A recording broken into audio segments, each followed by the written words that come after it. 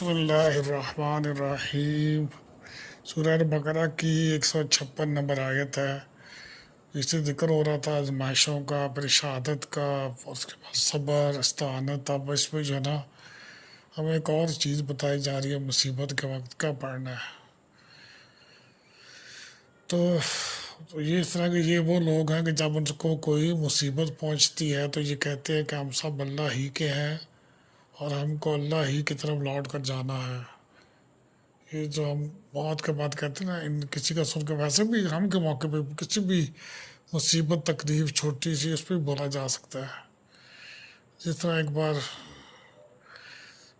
چراغ سا بجھ گیا تو اس وقت بھی نبی کریم صلی اللہ علیہ وسلم سے روایت ہے کہ انہوں نے انا للہ و انا الیہ راجعون پڑھا، تو اللہ تعالیٰ کی خیر و عافیت فرمائے۔